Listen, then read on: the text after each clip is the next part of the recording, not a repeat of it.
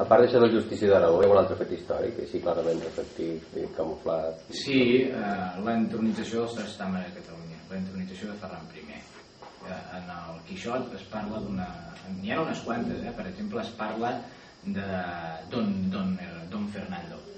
Que Don Fernando volia una noia, aquesta noia no l'acabava de tenir, fa uns negocis amb els pares, suborna a no sé qui, ell promet que la respectarà i que s'hi casarà,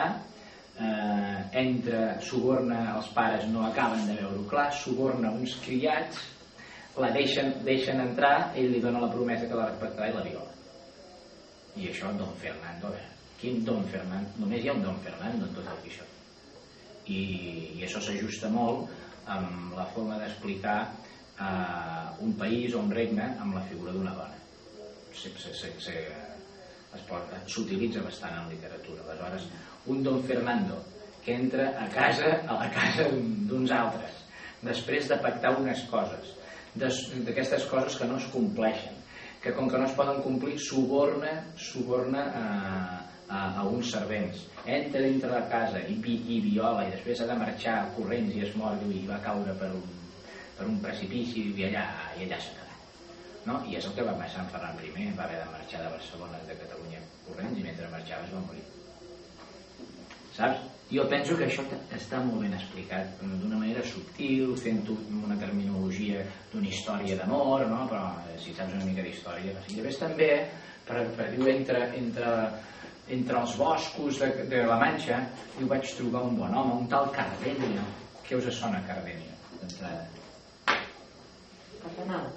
Cognom, és un cognom, un Cardona. Jo primer diu un Cardona, diu vaig trobar un tal Cardenio per allà amb una camisa de penitent que vagava com un home en pena que explicava les seves desventures i no sé què. Bé, sabem que Sans de Cardona, el marit de la Maria Colom, la neta d'en Cristòfol Colom, que per cert acull a les dues donzelles a Barcelona, va tenir com a personatge important de la nissaga dels Cardona una topada amb el rei la va fer detenir, la va tancar a Castella i es va morir allà a la presó de Castella. I és possible que aquest Cardenio que troba amb camisa de penitent com de presoner voltant i explicant les seves penes pugui ser un Cardona. Entre Cardenio i Cardona sembla. Ara, això s'hauria de corroborar amb una bona biografia, agafant les actes també del procés de Sans de Cardona. Clar, estem simplement aquí en els orígens fent xarbotar la informació i això hem de tornar a seure d'aquí 20 anys. Jo dic que en Colom fa 20 anys que aquí treballo sobre això, en fa 10 o 12, però no era com una fugida. Jo tenia el cap ple d'en Colom, mai va dir un llibre d'en Cervantes, no sabem només cosetes, no? És ara que sembla que les coses hi ha prou informació per poder-ho presentar i amb una mica de solidesa i de coherència, no? Però jo s'encoratjo a les hores lliures a buscar informació. A mi m'agradaria que jo no hi havia sencer que a la Vista a Barcelona, quan han retallat tantes coses i de plana m'hi passé a Barcelona com la burguesia i tal de los pobres i el sitio de belleza única, que diu això i dic, és que si han retallat tantes coses, per què això no ho hem deixat? Clar, perquè en Colom igual torna a Barcelona, perquè tot no havien de deixar-li com un aire, una aureola, alguna referència, alguna cosa havia de deixar, i com que això en l'època era inevitable, doncs ara de mica en mica si aquestes edicions potser l'haguessin superat. I després també hi ha una cosa, que és que si ara hi hagués un cop d'estat i tornessin els feixistes a governar i jo ho volgués evitar, posem sempre una teoria, jo volgués evitar, a qui aniria a veure perquè em deixés editar i em deixés passar algunes coses? Amb un amic o un enemic? Amb algun parent o amb algun desconegut? Amb algú que estigués a dintre del règim, un tiet meu o no sé què, algú de l'espam, i hòstia, vull publicar això. Sí, home, però mira, arregla una mica aquí, perquè això no t'ho puc deixar, vols dir, perquè aquí es negociava això, no et pensis que anaves allà no, això ho negociaven, això sí, això no, deixa'm-ho així. Doncs és possible que en Cervantes també tingués en algun d'aquests censors una mica Això també s'ha de mirar. De fet, l'Espriu també diuen, algú ha dit, per què et penses que l'Espriu va escriure tant en català? Collons, perquè el seu germà era del Movimiento. I algú desprestigia, algú l'ha desprestigiat per això. I ves a l'Espriu, era família de feixistes. De la família que vulguis, però ell allà va aguantar la flama, no? I escriu i publica.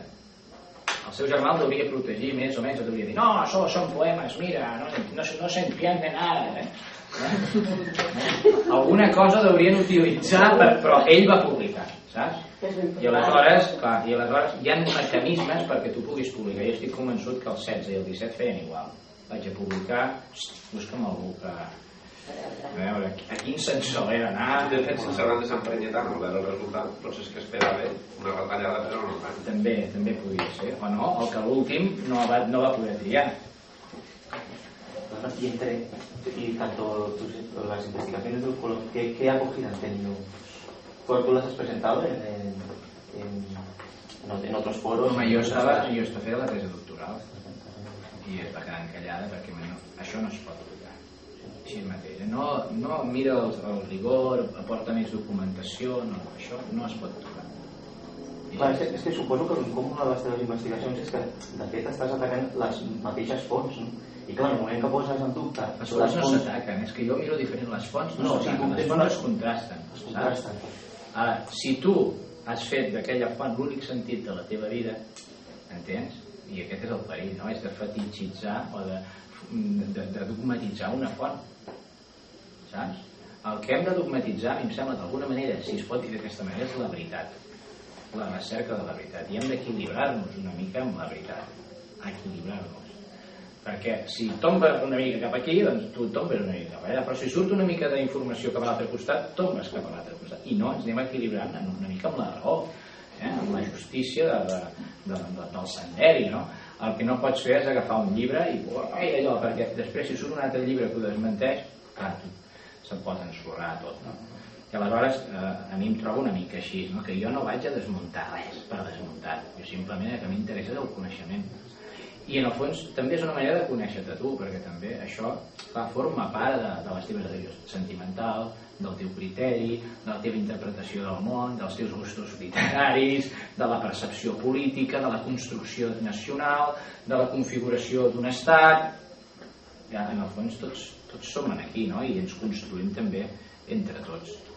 I jo he arribat aquí perquè 10.000 senyors abans han estat remenant, triant, jo simplement hi he portat un punt de vista diferent, fruit d'això de 20 anys de mirar com el llibre es construeix, es deconstrueix, es relabora, es filtra. Clar, si tu llegeixes només el Quixot, ai, que divertido, no veus res.